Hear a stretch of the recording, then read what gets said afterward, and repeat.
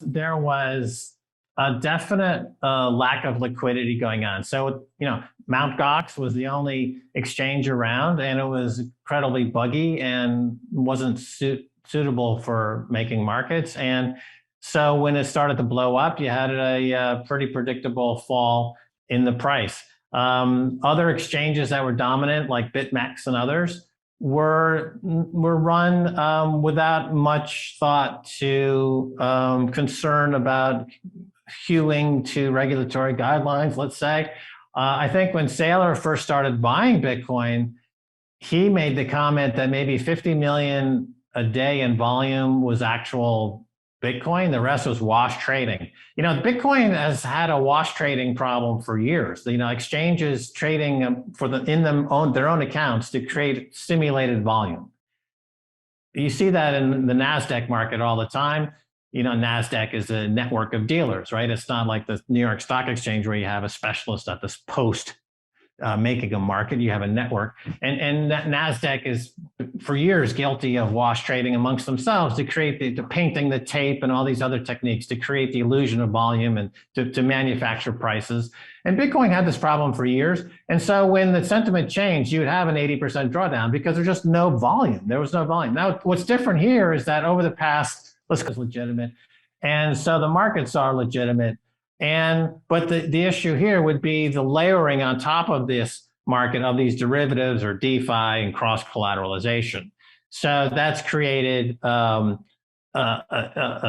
obstacle for good price discovery. So that would be the difference. But the net effect is the same.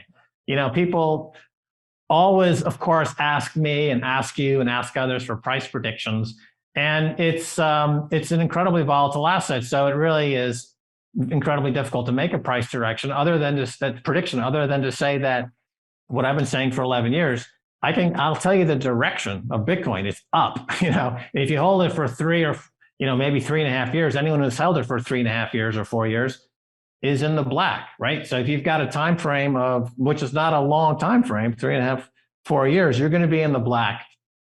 But I think that would be the main difference, is that also, in this environment, when I was at the Bitcoin Miami 22, the conference, the difference between that conference and, let's say, a conference from 10 years ago was the quality of the suits, right? So the people on stage are wearing, $3,000 suits. Back 11 years ago, 10 years ago, people would show up in torn T-shirts and there were coders and, rarely came out of their basement.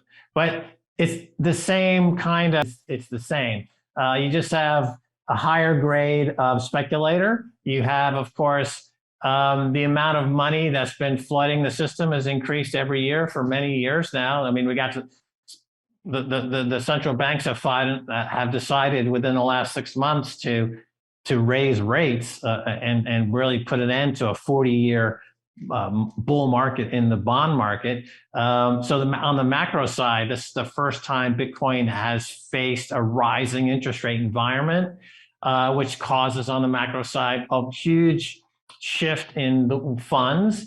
You see, for example, something like the Russian ruble is the strongest performing currency in the world in 2022 because it's commodity based. I think starting in February with the Russia-Ukraine conflict, we saw the end of a 40-year bull market in bonds and financialization, and the beginning of a secular inflationary move in global markets that'll be tied to commodities. Commodities were not a big factor for 40 years. It was financialization, interest rates, extend and pretend, just create more bonds, lower, the coupon rate, extend the maturity. That's the way the world worked for 40 years. Now we're in a new world where suddenly the price of stuff like energy and food, it cannot be hidden anymore. It's actually in the inflation, in the economy, in the globe, that's going to be with us for years, not a few months. And so that's something that is new for Bitcoin. And ultimately, it's going to do well in that environment because as people begin to understand that the financialized world is crumbling, I often say Bitcoin is a risk-off investment. It's not a risk on, it's risk off. This is where you put your safe haven cash. It's hard to make that case with the volatility the way it is, But when you have something for all the other reasons, it's unconfiscatable, uncensorable, immutable, it makes sense. And it makes a lot of sense for 1 billion or 2 billion people out there that have been unbanked. That's where the growth's going to come. That's where the adoption's happening. So those are the changes. Some differences, some similarities.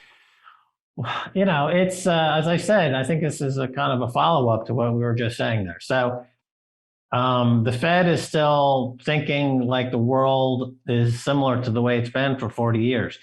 Starting with Greenspan, you had the so-called Greenspan put.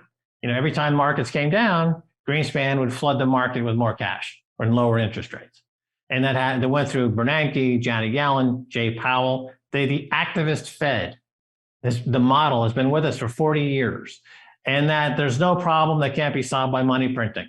What happened in February 24th with Russia-Ukraine now is that model is dead, and the price determining factor for prices is shifted from the New York Fed or from the Fed to the East. To Russia, China, Iran, India, Central America, South America, Brazil. Those countries are going to be determining prices going forward. And so the Fed can only operate if the world is on a globalized US dollar standard. But that's no longer the case. On February 26th, so do you mean our reserves aren't safe? So that was a huge, self-own. That was one of the stupidest things that anyone could have done. So now we're in a new world, and I just think Jay Powell and these guys and Janet Yellen, they haven't adjusted yet. But markets are cruel, and the market price ultimately works its way into reality. And that gas price isn't going down. We're talking $10, $11, $12, $15 a gallon for gas in the United States. And that do the math, Pomp. That's not gonna. That's a fundamental shift in this standard of living for the United States. That's just a fact, because we don't have the ability to control these markets and prices anymore, because nobody. So how are we going to fight that? And all the rhetoric coming out of the UK and these other countries seems like people are totally tone deaf to this reality. Germany, or let's look at another industry, for example, the ESG industry. The climate change industry, the move toward renewables. Well, that's completely blown out of the water. Germany, which was heading toward 100% renewable, is now going back to coal. Like, all these countries are going back to coal now because of what's happening in the energy markets. And so that's just a total shift. So, I mean, I believe you're a millennial, and Pomp, and I think of it as being one of the unluckiest generations ever in history.